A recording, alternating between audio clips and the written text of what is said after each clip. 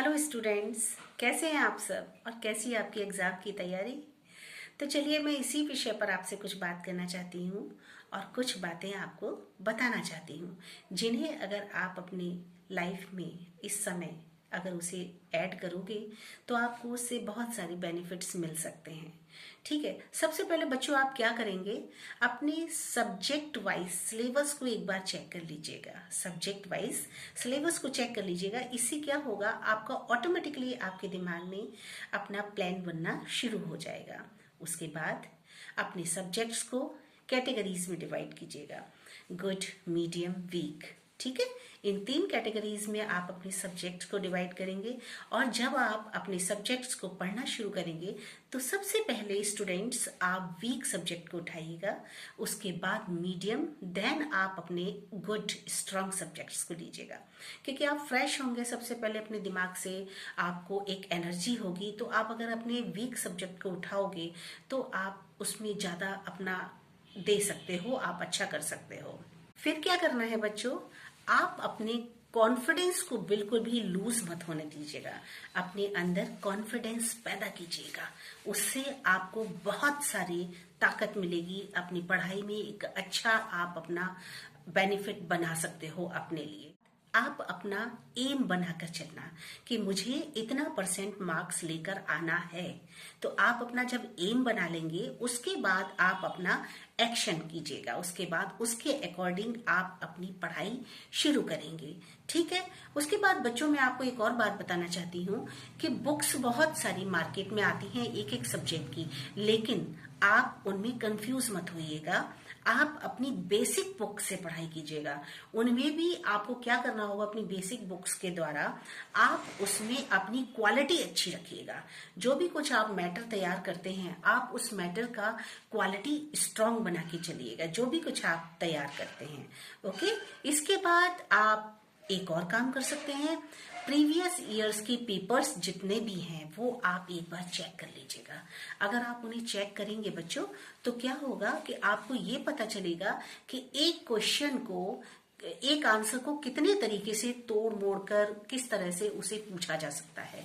कई बार ऐसा होता है क्वेश्चन जो है उसमें आपसे एक ही बात को पूछा जा रहा है लेकिन आप उसे नहीं समझ पा रहे हैं जबकि आंसर आपका सेम है, तो आपको ये भी पता चलेगा इससे। उसके अलावा आप बहुत सारे आइडियाज लगा सकते हैं, है ना। तो आप प्रीवियस ईयर के पेपर एक बार जरूर चेक कीजिएगा। इसके बाद एक और इम्पोर्टेंट बात कि आप सेल्फ नोट्स अपने द्वारा बनाइएगा। आप दूसरों के प्रीवियस ईयर के बच्चों से अगर आप सोचें कि हम इनके नोट्स लेकर के अपना काम चला लेते हैं या हम इनसे तैयारी कर लेते हैं, तो बेटा ये बहुत गलत बात होती है। आप ऐसा बिल्कुल मत कीजिएगा। आप अपने द्वारा सेल्फ नोट्स बनाइएगा, जिससे क्या होगा कि आपको खुद को पता होगा कि हमने अपना क्वेश्चन का आंसर या कोई भी टॉपिक किस तरीके से और कहाँ पर लिखा हुआ है। तो आपको जब खुद पता होगा तो आप आंसर अच्छे से दे सकते हैं।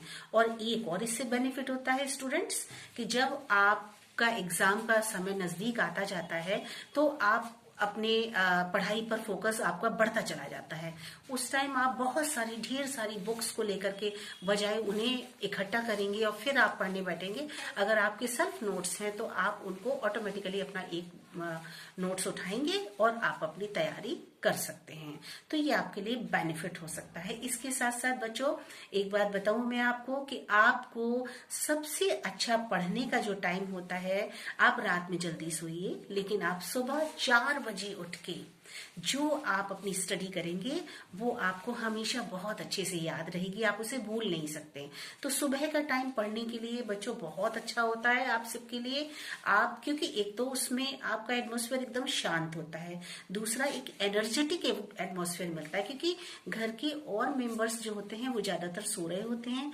आपको अपने घर में एक शांति का वातावरण मिल सकता है और आपको अच्छी पढ़ाई के लिए मौका मिल सकता है।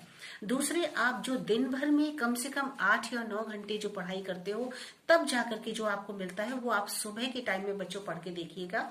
आपको 2-3 घंटे में आप वो 8 या 9 घंटे की पढ़ाई उसमें कर सकते हो। इतना बेनिफिट होता है सुबह पढ़ने से। तो मैं सभी बच्चों से कहूंगी जो बोर्ड एग्जाम के लिए बच्चे तैयार हैं उनको सुबह की पढ़ाई जरूर करनी चाहिए। इसके साथ साथ बच्चों अच्छी डाइट लीजिएगा, उल्टा सीधा नहीं खाना है, क्योंकि अगर आपकी तबीयत खराब होती है, आप बीमार पड़ जाते हो, तो आपकी पढ़ाई के लिए बहुत लॉस होगा। इसलिए अच्छी डाइट लीजिए, प्रॉपर पानी पीजिए, और ये सब आपको अच्छे से ध्यान रखना है। इसके साथ साथ बच्चों जब आप पढ़ाई करते हैं तो आप बीच में ब्रेक ले सकते हो, है ना। छोटे छोटे आप ब्रेक लेंगे तो उससे क्या होगा कि आप अपने को रिफ्रेश कर सकते हो। लेकिन इसके साथ साथ मैं इसमें एक बात और कहना चाहती हूँ, आप मोबाइल या टेलीविजन इन दोनों के द्वारा कोई भी आप एंटरटेन नहीं करेंगे, आप अपने को ब्रेक नहीं देंगे। आप सिर्फ और सिर्फ इंडोर और आउटडोर गेम्स छोटे छोटे आप खेल सकते हो। उससे इन ब्रेक से क्या होगा, आप रिचार्ज होंगे, आपको दोबारा से अपनी स्टडी में इंटरेस्ट आने लगेगा। ठीक है। और एक लास्ट पॉइंट जो बहुत इंपॉर्टेंट है, जानते सभी हैं लेकिन उसकी तरफ ध्यान नहीं दे पाते हैं, चाहे 10th स्टैंडर्ड के बच्चे हों चाहे 12th स्टैंडर्ड के बच्चे हों।